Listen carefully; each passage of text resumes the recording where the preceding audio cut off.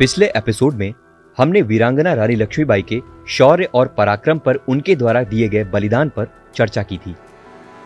लेकिन क्या आपको पता है कि रानी लक्ष्मीबाई से हूबहू मिलती एक और वीरांगना थी जिन्हें रानी लक्ष्मीबाई की परछाई भी कहा जाता था। DIS की ओर से चल रही इस सीरीज के हमारे इस एपिसोड में आप सभी का स्वागत है।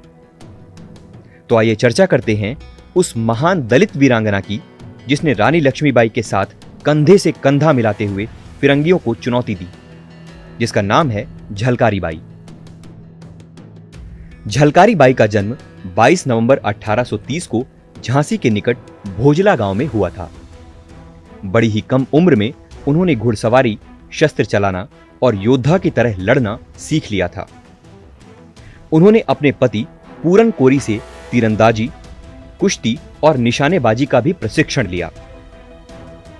पूरन कोरी झांसी के राजा गंगाधर राव की सेना में सैनिक थे।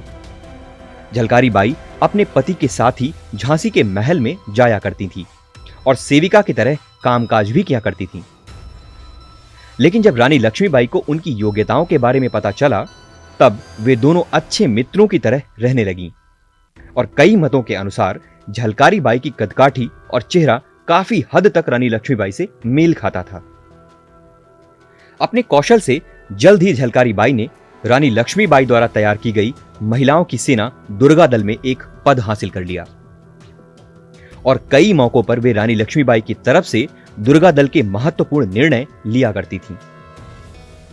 इस प्रकार झलकारी बाई रानी की एक सैनिक होने के साथ साथ उनकी विश्वसनीय सलाहकार भी बन गई।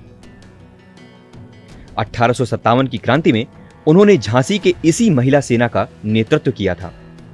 वर्ष 1858 में जब जनरल रोज ने अपनी सेना का नेतृत्व करते हुए झांसी के किले पर हमला किया, तो झलकारी बाई ने रानी का वेश धारण कर सेना की कमान संभाली, जिससे कि रानी अपने पुत्र की रक्षा के लिए किले से सुरक्षित बाहर जा सकें।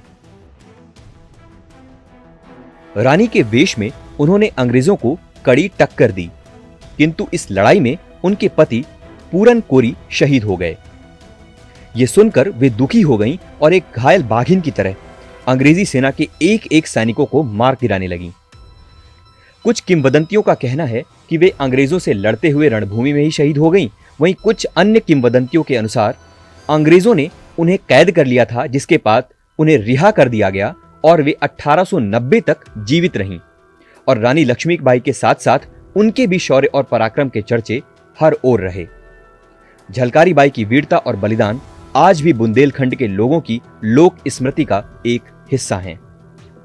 बुंदेलखंड का दलित समुदाय झलकारी बाई को भगवान के अवतार के रूप में पूजता है और उनके सम्मान में वे हर वर्ष 22 नवंबर को झलकारी बाई जयंती मनाते हैं। हमारे आज के वीडियो में बस इतना ही।